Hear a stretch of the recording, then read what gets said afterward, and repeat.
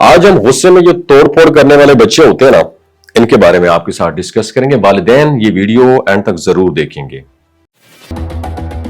ناظرین، کیا آپ نے کبھی غور کیا ہے کہ بچے جب غصے میں ہوتے ہیں تو وہ صرف شور مچاتے ہیں، چیزیں پھینکتے ہیں یا جو ہے نا دھکے مارتے ہیں، لیکن کچھ بول نہیں پاتے۔ یہ بالکل غلط برتاؤ نہیں ہے، بلکہ ایک طرح کا پیغام ہے۔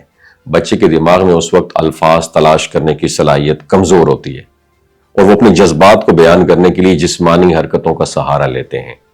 اس کا مطلب یہ ہے وہ ہمیں اپنے جذباتی کیفیت بتا رہے ہوتے ہیں، لیکن زبان سے نہیں۔ اس وقت والدین، یہ دیکھ بھال کرنے والے افراد جو ہوتے ہیں، ان کا رد عمل بہت اہم ہوتا ہے۔ سب سے پہلے بچے کو ڈانٹنے یا سزائے دینے کے بجائے یہ کہیں، میں سمجھ رہا ہوں بچے تمہیں غصہ آ رہا ہے، آؤ بیٹھ کر بات کرتے ہیں۔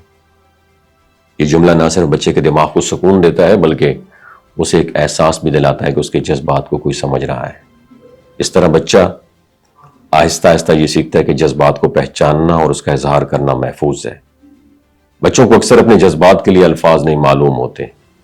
جب ہم ان کے جذبات کو نام دیتے ہیں، جیسے تمہیں غصہ آ رہا ہے یا تم اداس لگ رہے ہو، تو بچے کو یہ سمجھ آنا شروع ہو جاتا ہے کہ جو کچھ وہ محسوس کر رہے ہیں وہ نارمل ہے اور اس کا اظہار کیا جا سکتا ہے، اور یہ عمل ان کے جذباتی ذہانت کو بڑھاتا ہے اور مستقبل میں انہیں بہتر انداز میں اپنی حالت بتانے کی تربیت بھی دیتا ہے۔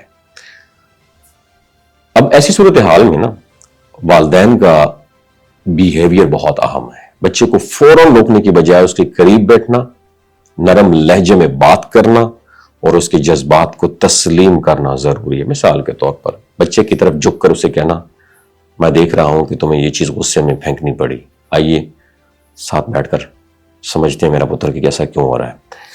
جب آپ اس طرح کریں گے نا، اس طرح بچے کو احساس ہوتا ہے کہ جذبات کا اظہار کرنا غلط نہیں ہے اور وہ زیادہ آرام سے اپنی بات بتا پاتا ہے۔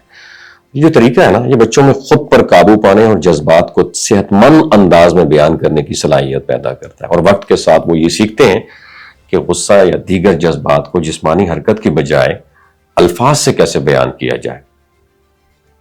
والدین کے لیے یہ ایک موقع ہوتا ہے کہ وہ بچے کی نو ہاؤ، سمجھ بوجھ اور جذباتی گروتھ میں اس کو گائیڈ کریں، نہ صرف ڈانٹ ڈپٹ کے ذریعے ان کے رویے کی اصلاح کریں۔ اور آخر میں یاد رکھیں، بچے کا غصہ کسی چڑچڑاپن یا بدتمیزی کی علامت نہیں، بلکہ ایک پیغام ہے جو وہ آپ سے اپنے اندر کی کیفیت بتانے کے لیے بھیج رہا ہوتا ہے۔ اسے سمجھنا، سننا اور نام دینا بچے کے لیے جذباتی تحفظ پیدا کرتا ہے اور اس کی شخصیت کی مضبوط بنیاد بھی رکھتا ہے۔